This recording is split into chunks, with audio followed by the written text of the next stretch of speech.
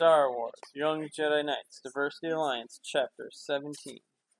Jason woke up fresh and full of energy thanks to the comfortable sleeping gear from the Rock Dragon. A noticeable tightness in his arms and legs reminded him of yesterday's strenuous activities, the search along the crater rim, the climb down into the ruins, not to mention being chased by giant combat arachnids. On a day's work for a young Jedi Knight, he thought with a smile. Jason stretched his muscles and enjoyed the freedom of lying outdoors under the stairs in an insulation mat that was large enough to sleep a full-grown Wookiee. With a tingle of alarm, he remembered that Loie and Raba had still not returned to the Rock Dragon by the time the rest of them had decided to turn in the night before. The two Wookiees had been inseparable during the evening meal, then afterward talking in low, intelligent voices, along with EMTD switched off for privacy. Long after dark, Loie and Raba had left for a walk along the crater rim, deep in discussion, catching up on old times. Jason had worried whether, in their preoccupation with each other, the two might fall prey to some nocturnal hunter. He thought it unlikely, though, since Loie had his lightsaber and Jedi senses, and Raba had a good blaster at her side. He sure wouldn't have wanted to tangle with them. Talcott had dissuaded Jason from waiting up for Loie, pointing out that the two friends might choose to stay up all night to relive old memories and confide in each other. Loie and Rob had a lot of things to work out between them. Talcott pointed out, adding that Loie had an entry code for the security shield whenever he decided to return to the Rock Dragon's campsite. Jason sat up, ran both hands through his tousled hair, and looked over at his snoozing sister. "Hey, Captain Jaina, wake up," she said. "You're missing half the morning." Pulling down the lightweight blanket under which she had slept, Jaina rolled over on her mat, propped up her chin on both fists, and glowered at her twin as she stifled a yawn. "Well," she demanded, "I was just considering our options.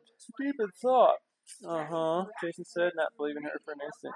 "What time do you want me to help you with the pre-flight check? If there's nothing else we can do here on Kuwar, shouldn't we get back to the Jedi Academy before Uncle Luke gets too concerned?" Jaina quirked a skeptical eyebrow at him and rubbed her eyes. "You're right. Let's do it before the morning meal, in about an hour." Her face disappeared under the blanket again, or longer. Jason got up and headed to the Rock Dragon's refresher unit. To one side of the ship, wearing a supple lizard hide exercise outfit, her hair freshly braided, Talcott had already nearly finished her morning calisthenics, taking advantage of the crisp shadows. Tiny pearls of perspiration glinted on her bare skin. He saw no sign of extra sleeping mats spread out on the ground and guessed from the evidence that Loie must not have come back after all. Where then had the two Wookiees gone?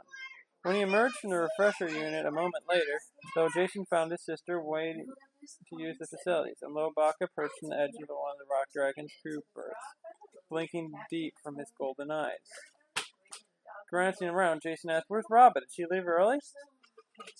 Loie smoothed the hand over the dark streak in his forehead. He explained that Rob had felt uncomfortable staying up on a Haven ship and declined. Instead, she had chosen to spend the night in one of the Rising Star's tiny sleeping compartments. "You could have been more persuasive," Jason asked. This time EMTD spoke up. "Oh no, Master Jason, I certainly attest to the fact that he did his utmost to dissuade her. But Master Saraba was simply abandoned.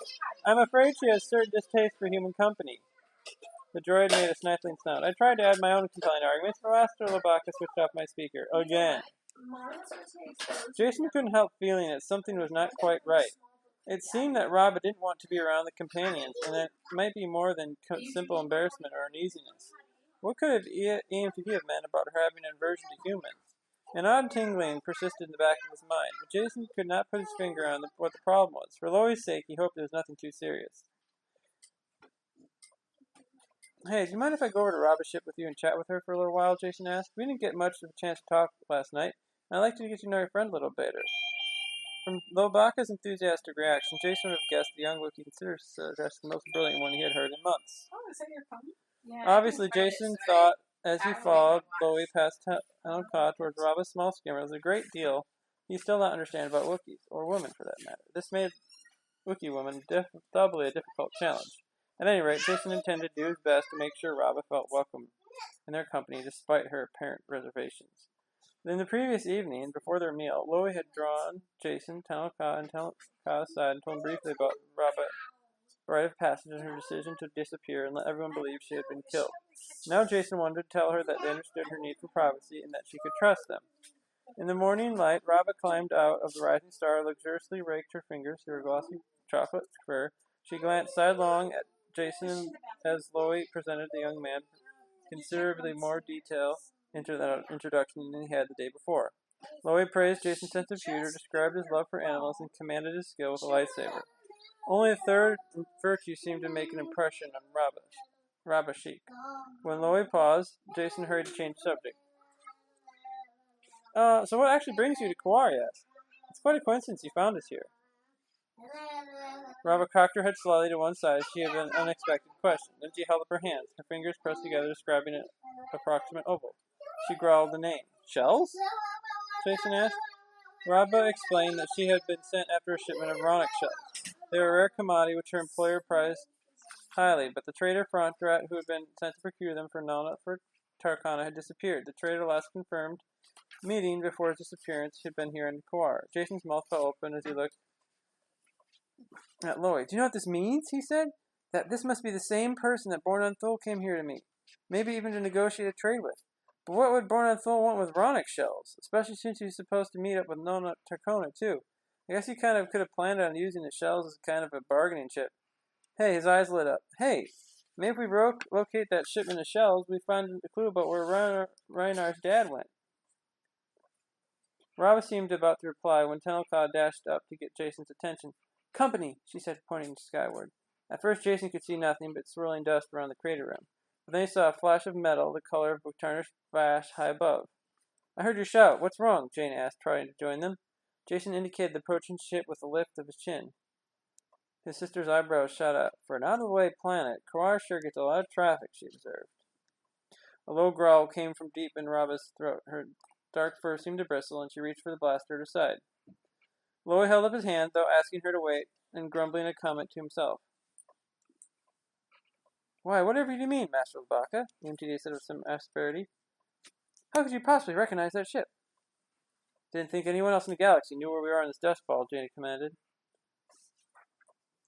Squinting to get a better look. Except Tycho Thol, Tenelka said. That's his ship, all right, Janie confirmed. Jason now recognized its boxy design and unusual colors. Soon the ornate craft was close enough for Jason to see the slightly rotund figure in the cockpit. He felt a slight tingle at the back of his neck, only stronger this time. I've got a bad feeling about this, Jason said. First Rava shows up, when we thought she was dead. Now Tycho Thol is here. And we thought he was on Mechas 3, Jaina finished for him. 2 minutes later, Raynar's uncle climbed out of his ship. His moon-round face beamed at the assembled party. How wonderful to see you again. I am so glad I found you. I brought some food. Would you all like to join me? He glanced appraisingly at the sky. Morning meal? I'm simply famished. Hyperspace travel simply drains me. Wait a minute, Jason said. Is there some kind of emergency? Didn't you say you had business back on Mechas 3? I did, my dear boy. I do. Tycho began to unpack a mouth-watering array of foods from an enormous food prep unit. I was on my way here when I thought to myself, Tycho, you have only one brother, and there's no one else who may realize it. It's clear he's got himself in some sort of financial predicament. If there's anyone who can coax him out of hiding so he can get some help, why, it's you, Tycho. And so, here I am to assist you in your search. It's the least I can do. Family obligations and all that. Besides, those droids back on Mechas 3 know how to run the show, and if they don't do it properly, I can always dismantle them. Indeed, the MTD said in a huff. The very idea. Actually, we're about to leave, Jaina said. We pretty much found what we're looking for here. Tycho's cheeks grew pink, and he sputtered, Why, you can't. I've just arrived. You must allow me to send my mind at rest. Please help me look for my brother. Please, just for today. Have you found any clues whatsoever? Yes, actually. Though, Jason spoke up, gesturing toward chocolate-furred rookie. This is Rabashik from Kashyyyk. She's a good friend of Loey's, and she's been doing a bit more searching here to do here. Loey volunteered to help her, didn't you, Loey? Loey gave a tentative growl of agreement. Tycho imparted a dismissive glance at the 2 Wookiees. Splendid, he said. Then all settled. We'll spend the day investigating. Shall we eat first? What do I offer you? After the scrumptious meal, the party split up for one last exploration of the crater and surrounding rim in it. Loey accompanied Rava. The 2 Wookiees left together, and Tycho bustled around after Jason, Tenelka, and Jaina, looking busy and interested, though he frequently glanced at his wrist chronometer. They showed him the tattered sash they found along with the dire warning and told him about the meeting, perhaps with a scavenger named Frontrat. Otherwise, the day was spent with what ultimately proved to be a fruitless search. As they gathered for an evening meal, however, Tycho Thol seemed satisfied with their efforts. My only regret is that I still have no idea what kind of shady scheme my brother's got himself involved in, he said. Oh well, it was worth the attempt to look around. Now I can rest easy. Jason felt unaccountably protective of Raynar in the young man's absence. Raynar believed his father was completely honorable, he objected. How can you be sure he's got himself into some shady scheme? We don't really have any evidence of that. Tycho favored him with a condescending smile. My dear boy, of course Bornand's involved in something shady. Why else would he make an appointment with that rebel-rousing firebrand Nola Tarcona and then simply disappear? I can't believe he'd associate with such a despicable troublemaker as that Twi'lek woman. Then again, he's always had bad judgment in selecting business associates. And Tarcona's one of the worst. Rabba sat up straight at Tycho's comment about Nola Tarcona. Her fur bristled and a growl grumbled deep in her throat. Oh, no, I know my brother, Tycho went on, ignoring the Wookiee. You may mark my words. He's got himself into things because the people or things with whom he associates with. Angrily, Rabba stood and walked away into the darkness. Loie quickly followed her, and Jason could hear in the distance, conversed in strained tones. Obviously, oblivious to the angry reactions his insults had inspired, Tycho continued talking as though nothing had happened, though Jason didn't hear a word he said. Only moments later, with the whine of repulsor jets, Rabba's interstellar skimmer streaked off into the night, vanishing among the stars above. When Loie returned to the group, silent and dispirited, Tycho simply shrugged.